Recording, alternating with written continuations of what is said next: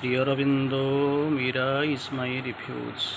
Om Anandamayi Chaitanyamayi Satyamayi Parame. Om Shanti Shanti Shanti. Namaste, good morning, Vande Matram, welcome all of you. The topic of this spiritual discussion for this morning will be on Mother's symbol.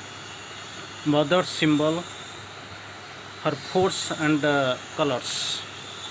So we'll see today the topic we'll discuss on Mother's symbol, and in detail, of course in brief, we'll go into the different powers, their significance and colors.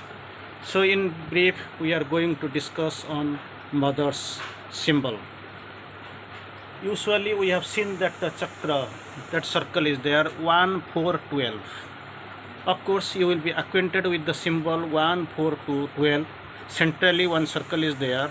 Then after the first circle there is a second circle that is divided into 4. And after the second there is another third that is divided into 4, into 12. So 1, 4, 12, like this it has been well arranged in a inside the circle and circle and circle. So today we are going to have some brief idea recently on this what is the significance and this color. Of course, one question was put actually what is the significance of this color. Somebody asked a question to Sri Aurobindo on April 15th 1934. Of course, he heard the question, I have been frequently thinking of the mother symbol of chakra. That chakra already 3 we have seen, 1, 2, 3, 1, 4, 12, like this. I have been frequently thinking of the mother symbol of chakra and its significance. I have understood as follows. The questioner describes, and in his writings to Sri Aurobindo, that I have understood in this way as follows. Central circle, that is the transcendental power. The initial first circle is transcendental power. The 4 inner petals, these 4 powers working from the supermind to overmind. Point to be noted, it must be understood clearly. 4 powers working from the supermind to overmind. Then next one is 12 outer petals, division of 4 into 12. So each inner 4 powers, these are actually, we are it will be great to speak that these are all 4 great aspects of the mother, Maheshwari, Mahakali, Mahalakshmi, Mahasaraswati, like this. So 12 outer petals, division of 4 into 12 powers from overmind into intuition and mind. So if we divide the mind into different various parts, initially if you go from below to bottom to top, there is a mind, then spiritual mind, then supramental supermind. So this mind is okay, we can understand, we are living upon. Then spiritual mind, it constitutes our higher mind, intuitive mind, illumined mind, intuitive mind, and overmind. Then comes supermind. So from top, we will, if we top to bottom, this is supermind, then overmind, then intuitive, illumined, higher mind, then comes mind. So here this questioner asks and clarifies division of 4 into the 12 powers from overmind into intuition and the mind. So from down below, the 4 initial petals, whom actually we consider Maheshwari, Mahakali, Mahalakshmi, Mahasaraswati, the great 4 aspects of the mother, that is from supermind to overmind. So then the questioner asks, the question is that, do you think I have understood the significance correctly? Then Sri Aurobindo answers, essentially, in general principle, the 12 powers are the vibrations that are necessary for the complete manifestation. 12 powers that are vibrations that are necessary for the complete manifestation. These are the 12 seen in the beginning above the mother's head. These are the 12 seen in the beginning above the mother's head. Thus, there are really 12 rays from the sun, not 7, 12 planets, etc. It has been described by Moses, described and represented and answered by Sri Aurobindo. Again, Sri Aurobindo quotes, as to the exact interpretation of the detail of the power, I see nothing against the arrangement you have made. It can stand very well. So this was the question. Of course, we have seen on 15th of April 1934. It is described there also. Now we are going to take little bit in detail about the colors and their significance. Of course, we'll take in details. So there was also this before going to the powers and their significance and their color, we'll see white roses we have seen, that is the mother's symbol. That symbolically it is the white roses, that is the mother's color. It is around her. Already we have seen the central circle, that represents divine consciousness. The four petals are the four great aspects of the mother, Maheshwari, Mahakali, Mahalakshmi, Mahasaraswati. Other 12 mother's manifestation for the work to be done by the mother. So this again going bit little bit details. The symbol of the significance of this central circle is the transcendent force.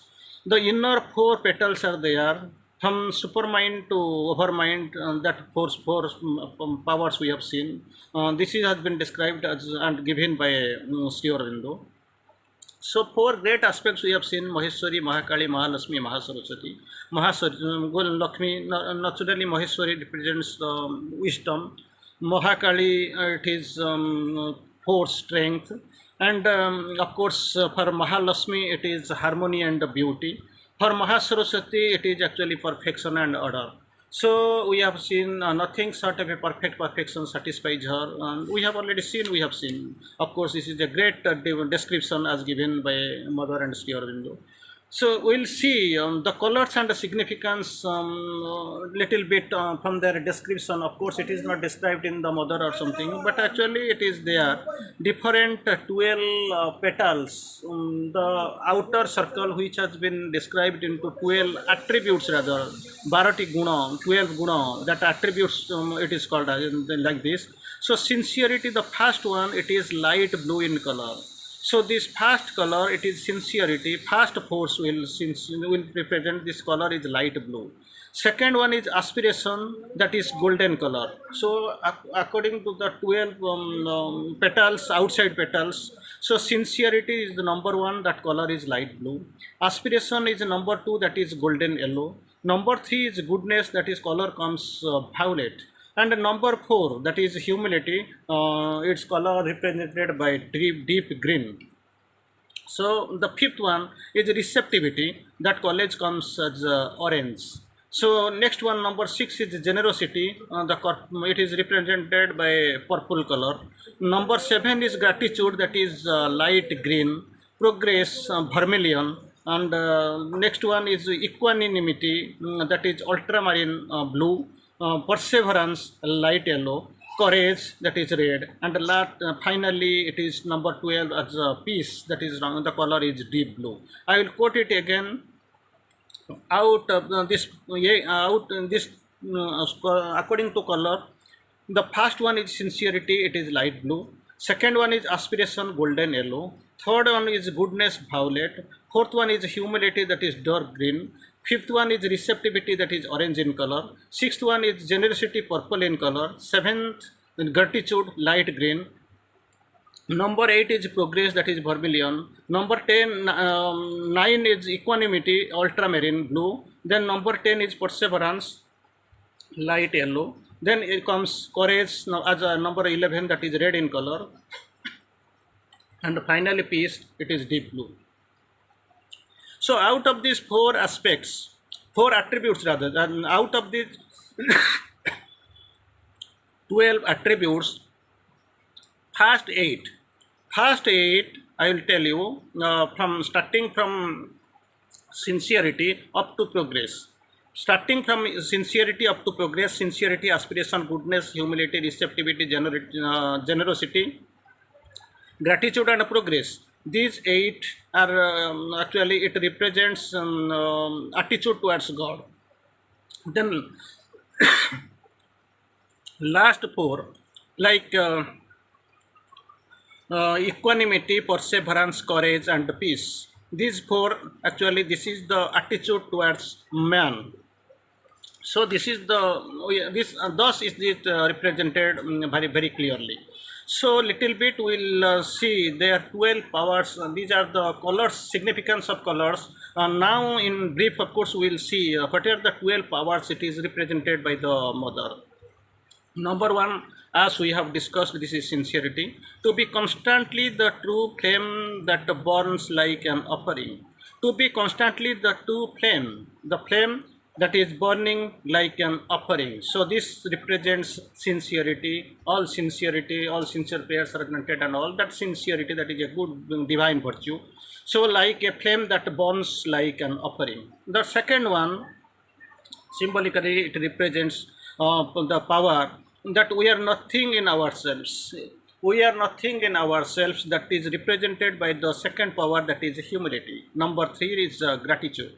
The whole being offers itself to the Lord in absolute trust. That gratitude, it represents the whole being offers itself to the Lord in absolute trust. So next one will come for the perseverance, the decision to go to the very end, that is perseverance. The decision to go to the very end, that is perseverance. Very interestingly it is designed. We have, once we have started, means we have to go. There must be gratitude, there must be humility, there must be sincerity. These are the good qualities. So about the force, the great force, that is actually aspiration, that comes as number 5. We must aspire with all our being.